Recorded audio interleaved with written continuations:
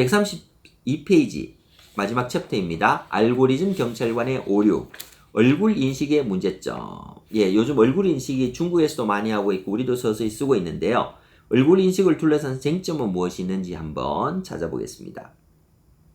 얼굴 인식 알고리즘은 오늘날 치안 유지에 쓰는 기술이다. 그 용도는 3D 카메라에 찍힌 사진이나 영상 스냅 사진을 입력받은 뒤 얼굴을 감지해서 특성을 파악한 다음 이미 확보한 데이터베이스와 비교해서 영상 속 인물의 신원을 밝히는 것이다.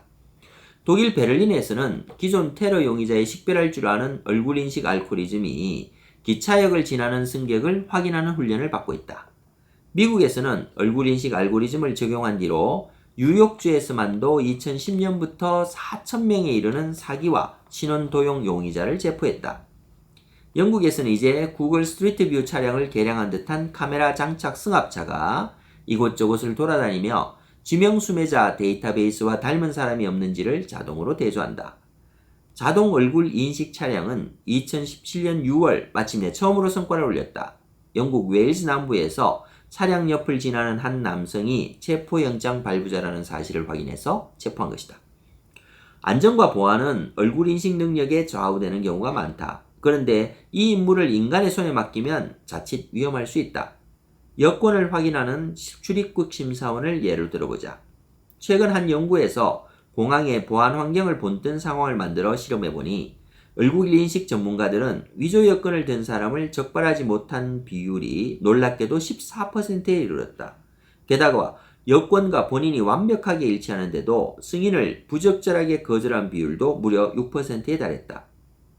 당신은 어떻게 생각할지 모르지만 하루에 런던 히드로 공항을 드나드는 사람의 수를 생각하면 이 수치가 상당히 불안하게 느껴진다. 얼굴 인식 알고리즘은 분명히 이 임무를 인간보다 뛰어나게 수행한다. 하지만 범인 추적에 쓰일 때는 인식 오류에 따른 과장이 심각한 까닭에 중요한 물음이 제기된다. 한 사람의 신원을 다른 사람과 혼돈한 확률은 어느 정도일까? 스티브 랠리처럼 자신도 모르는 닮은 사람이 어딘가에 존재하는 사람이 얼마나 될까? 예, 도플갱어죠. 2015년 진행된 한 연구에 따르면 은행 강도든 아니든 우리에게 실제로 도플갱어가 있을 확률은 지극히 낮다. 호주 애들레이드 대학교의 태근 루커스가 4,000명의 사진에서 8가지 안면 특성을 꼼꼼히 측정해서 비교했더니 일치하는 사람이 한 명도 없었다고 한다. 루커스는 이를 근거로 두 사람의 얼굴이 정확히 일치할 확률이 1조분의 1도 안 된다고 결론지었다. 이 계산에 따르면 텔리는 조금 운이 없었던 정도가 아니었다.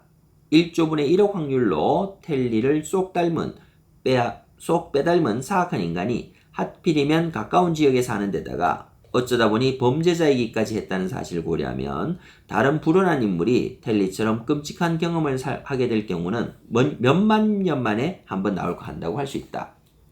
그런데 그런 수치가 상당히 앞뒤가 안 맞는다고 의심할 만한 이유가 있다. 나와 얼굴이 똑같은 사람을 만나리라고 상상하기는 분명 어렵지만 한 핏줄이 아닌데도 쌍둥이처럼 빼닮은 두 사람이 있다는 이야기는 루카스가 주장하는 수치보다 훨씬 자주 증거로 등장한다. 닐 더글라스의 예를 보자. 더글라스는 아일랜드로 가는 비행기에 탔다가 자기를 빼닮은 사람이 자기 자리에 앉아있는 일을 실제로 겪었다. 같은 비행기에 탄 승객들이 웃는 모습을 배경으로 두 사람이 함께 찍은 셀카는 순식간에 입소문을 탔다. 그러자 얼마 지나지 않아 세계 곳곳에서 빨간 수염에 빨간 머리인 사람들이 자기 자신의 사진을 보내 자기들도 얼굴이 닮았다는 사실을 증명했다. 닐이 BBC와 나눈 인터뷰에서 이렇게 말했다. 어찌 보면 나와 똑같이 생긴 사람이 한 트럭쯤 있었던 거죠. 멀리 갈 것 없이 여기에 보탤 얘기가 있다. 22살 때 한 친구가 어느 밴드의 SNS에 올라온 사진을 보여주었다. 내가 간 적 없는 공연 현장을 찍은 사진들에는 많은 사람들이 흥에 겨워 즐거워하는 모습이 보였다. 그러니 도플갱어가 적어도 한 명은 있다. 어쩌면 더 있을지도 모른다. 본격적으로 세어보지 않았는데 75억 인구 중에 3명이 있으니 루커스가 추정한 확률 1조분의 1을 훌쩍 넘었었다. 이렇게 연구와 현실이 차이가 나는데 이유가 있다. 모든 원인은 연구자가 일치를 어떻게 정의하느냐로 귀결된다. 루커스의 연구는 사람의 8가지 특성이 조금도 어긋나지 않아야 한다고 보았다. 닐과 그의 닮은 꼴이 믿기 어려울 만큼 비슷하게 생겼지만 한쪽 꽃방울이나 귓볼이 1mm라도 다르면 루커스의 엄격한 기준에 따라 도플갱어로 치지 않는다. 그런데 같은 사람의 사진 2장을 비교할 때조차도 아무리 정확하게 측정해도 한 사람 한 사람의 얼굴이 노화나 질병, 피로, 표정, 카메라 각도에 따른 왜곡을 거치며 계속 바뀌는 모습을 반영하지 못한다. 얼굴의 본질을 밀리미터 단위로 담아내려고 해보라. 한 사람의 얼굴에서 마치 다른 사람의 얼굴을 비교할 때 볼 법한 변화를 발견할 것이다. 다시 말해 측정만으로는 한 사람의 얼굴을 다른 사람의 얼굴과 구별할 수 없다. 닐과 그의 닮은 꼴이 완전히 일치하지는 않겠지만 그럼에도 사진에서 텔리 사례처럼 두 사람을 혼돈하는 상황을 쉽게 상상할 수 있다. 게다가 딱하게도 텔리는 실제 은행 강도와 혼돈할 만큼 비슷해 보이지도 않았다. 그런데도 FBI 전문가가 영상을 잘못 해석하는 바람에 텔리는 저지르지도 않은 범죄로 기소되어 경비가 삼엄한 교도소에 갇혔다.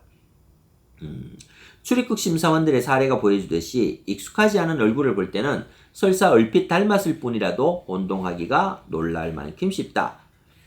보다시피 인간은 낯선 사람을 인지하는 능력이 기가 차게 형편없다. 내 친구가 크리스토퍼 롤런 감독의 명장 덩케르크를 볼 때 배우들의 얼굴을 구별하느라 아주 애를 먹어 끝까지 보지 못하겠다고 말한 이유가 이 때문이다. 또 10대들의 나이 많은 친구의 신분증을 빌려서 술을 사도 들통나지 않는 것이 이 때문이다. 미국의 비영리 법률기관 이노센트 프로젝트가 부당한 유죄 판결의 원인 중 목격자의 5인이 70%를 넘는다고 주장하는 것도 이 때문이다. 얼굴로 인식하는 건 불가능하다고 지금 계속 주장하는 거죠. 그런데 닐과 그의 닮은 꼴을 본 사람들은 둘로 쉽게 헷갈리겠지만 닐의 어머니는 분명 사진에서 아들을 골라내는 것이 별로 어렵지 않을 것이다. 우리는 내가 아는 사람의 얼굴은 기가 막히게 잘 알아본다. 진짜 도플갱어라고 할 만한 쌍둥이라고 해도 그렇다. 그냥 아는 사이일 뿐이라면 판박이 같은 쌍둥이를 헷갈리겠지만 꽤 친한 다음에는 두 사람을 구분하기가 쉽다. 바로 여기에 중요한 시사점이 있다. 비슷함이란 보는 사람에 따라 다르다. 비슷함을 엄격히 정의하지 않으면 두 얼굴이 얼마나 다른지를 측정하지 못할 뿐더러 두 얼굴이 일치한다고 말할 수 있는 기준점도 없다. 따라서 도플갱어가 무슨 뜻인지 정의할 방법이나 어떤 얼굴이 얼마나 흔한지 말할 방법이 없다. 결정적으로 두 영상이 같은 사람을 찍었을 확률이 얼마라고 말할 길이 없다. 달리 말해 신원 확인 방법으로 쓰기에 얼굴 인식은 DNA 검사와 다르다. DNA 검사는 정확하지만 얼굴 인식은 정확하지 않다는 겁니다. DNA 검사는 탄탄한 통계를 근거로 위풍당당한 권위를 뽐낸다. 과학수사에서 DNA 검사를 이용할 때는 사람마다 굉장히 다르다고 알려진 특정 유전체 여러 개의 분석에 초점을 맞춘다. 여기에서 핵심은 그런 차이가 어느 정도인가이다. 만약 범죄 현장에서 찾아낸 조직 표본의 DNA 염기 서열이 용의자에게서 채취한 표본의 서열과 일치하면 두 표본이 같은 사람의 것일 확률을 계산할 수 있다. 또 어느 운 없는 사람이 정말로 우연히 똑같은 DNA 염기 서열을 지어냈을 확률 역시 정확히 말할 수 있다는 뜻이다. 유전자 표지를 많이 이용할수록 용의자와 진범일, 혼동할 확률이 낮아진다. 따라서 세계의 모든 사법당국은 혐의를 기꺼이 인정하는 기준이 되는 표지의 수를 정해놓고 있다. 우리는 얼굴이 나라는 존재와 아주 고유하게 연결된다고 얘기지만 얼굴로 범인을 식별하는 관행은 과학적인 방법이 아니다. 사진으로 사람을 식별하는 문제에서 FBI 범죄과학 부서가 쓴 발표 자료에 쓴 표현처럼 통계 자료가 부족하다는 것은 결국 주관적인 의견을 바탕으로 결론을 내린다는 뜻이다. 안타깝게도 인간 대신 알고리즘을 이용해 얼굴을 인식하더라도 이 난제를 풀지 못한다. 그러므로 범인을 잡아내는데 얼굴 인식 알고리즘을 사용할 때는 당연하게도 각별한 주의를 기울여야 한다. 닮은 꼴과 동일이는 같은 말이 아니다. 앞으로 알고리즘이 아무리 정확해지더라도 이 사실은 변하지 않는다. 얼굴 인식 알고리즘은 신중하게 다루어야 할 타당한 이유가 하나 더 있다. 이런 알고리즘의 얼굴 인식 능력이 생각보다 뛰어나지 못한다는 뜻이다. 도플갱어를 찾아라. 어떻게 도플갱어를 찾아낼까? 얼굴 인식 알고리즘은 두 가지 주요 방식 중 하나를 이용한다. 첫째 방식은 2차원 영상을 여러 장 결합하거나 특수 적외선 카메라로 얼굴을 스캔해 3차원 모형을 만드는 것이다. 애플이 아이폰에 사용하는 페이스 아이디 시스템이 이 방식을 채택한다. 이런 알고리즘은 얼굴에서 눈두덩이의 굴곡이나 콧날처럼 잘 변하지 않는 골격과 조직에 집중함으로써 다양한 표정과 노화라는 문제를 해결할 길을 찾아냈다. 애플이 주장하기로는 다른 사람이 페이스 아이디로 남의 휴대폰을 잠금 해제할 확률이 100만 분의 1이다. 하지만 이 알고리즘에도 오류가 있다. 쌍둥이끼리나 형제 자매끼리도 잠금을 풀 수 있고 아이가 부모의 휴대폰을 속일 수도 있다. 페이스 아이디를 선보인 지 얼마 안 되어 10살짜리 사내아이가 엄마의 아이폰에 있는 얼굴 인식 기능을 자기 얼굴로 해제했다. 아이 엄마는 이제 아들이 보아서는 안 될 문자를 지운다. 예. 가족끼리 닮으면 풀린다는 거죠. 또 특수 제작한 3D 프린팅 가면에 적외선 영상으로 만든 눈을 붙이면 알고리즘을 속일 수 있다고 한다. 이 모든 사실로 보아 이 알고리즘이 휴대폰의 잠금을 해제하기에는 충분할지 몰라도 은행 계좌에 접근할 권한을 주는 데 쓰기에는 아직 믿을만하지 않은 것 같다. 구글사의 페이스넷은 유명 인사 식별에서는 완벽에 가까웠지만 메가 페이스 대회에서의 식별 정확도는 겨우 75%였다. 다른 알고리즘들의 성공률은 보기 딱할 정도인 10%에 그쳤다. 이 글을 쓰는 현재 세계 최고의 얼굴 인식 알고리즘은 중국 텐센트 산하의 인공지능 연구소인 유툴랩이 만든 것으로 인식 정확도가 83.29%에 이른다. 중국이 가장 앞서 있다는 거죠. 달리 말하자면 100만 명의 디지털 사진에서 특정 범죄자를 찾는다고 할 때 정확도 83.29%로는 아무리 잘해도 6번에 한 번 꼴로 진범을 놓친다는 뜻이다. 이 딜레마를 MIT 대학 사회학과 교수인 게리 T. 막스가 가디언지와 나눈 인터뷰에서 정확하게 표현했다. 소련에서 전체주의와 독재에 기댄 통제가 극에 달했을 때 거기에는 놀랄 만큼 범죄가 드물었어요. 하지만 그 때문에 치른 대가를 생각해 보세요. 자, 얼굴 인식 알고리즘의 두 얼굴, 마지막 챕터입니다. 이는 정신이 번쩍 들게 하는 사실이지만 그렇다고 얼굴 인식 알고리즘을 아예 배제할 것까지는 없다. 특정 상황에 쓰기에는 충분히 정확한 알고리즘도 있기 때문이다. 예컨대 캐나다 온타리오에서는 도박 중독자가 카지노 입장을 금지하는 명단에 자진해서 등록할 수 있다. 결심이 흔들려 카지노를 찾으면 얼굴 인식 알고리즘이 감지한 뒤 카지노 직원에게 알리고 직원은 정중하게 떠날 것을 요청한다. 이 시스템은 룰렛 테이블에서 즐거운 밤을 보내려다 출입금지 대상자로 잘못 인식되어 입장하지 못하는 사람에게는 불공정하겠지만 도박 중독을 극복하려는 사람이 유혹을 뿌리치는 것을 도울 수 있다면 그만한 대가를 치를 가치가 있다. 소매 상점에서도 상황은 다르지 않다. 이전까지 상점 경비원들은 좀도둑의 폴라로이드 사진으로 사무실을 도배하다시피 했다. 하지만 이제는 좀도둑이 상점 문턱을 넘자마자 알고리즘이 도둑의 사진 데이터베이스에서 얼굴을 검색한다. 그리고 두 얼굴이 서로 일치하면 근무 중인 경비원의 휴대폰으로 경보가 울린다. 상점들이 이런 기술을 이용하고 싶어 하는 데는 그럴 만한 이유가 있다. 영국에서만도 해마다 소매점에서 일어나는 범죄가 360만 건으로 추정되고 피해액도 무려 6억 6천만 파운드, 한화로 약 1조 원에 달한다. 게다가 2016년에 미국에서 소매점 물건을 훔치다 죽은 사람이 91명이나 된다는 사실을 고려하면 상황이 악화되기 전에 상습 절도범이 침범하지 못하게 하는 방법이 모두에게 이롭다는 주장이 나온다. 예, 얼굴 인식 프로그램의 프로스와 콘, 장점과 단점을 극명하게 이야기하고 있네요. AI를 활용할 때 AI의 알고리즘이 주는 폐해를 명확하게 인식해야 이런 실패 사례들이 나오지 않을 것 같습니다. 그런 측면에서 우리 안녕인간이라는 책을 곰곰이 읽어봐야 될 것 같은데요.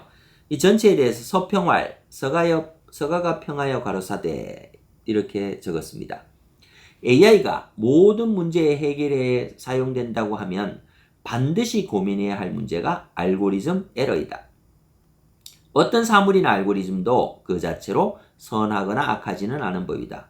문제는 우리가 그것을 어떻게 사용하느냐이다. 항상 AI도 틀릴 수 있음을 인지하고 오류에 대한 대비가 필요하다. 그 시대가 바로 열리고 있다.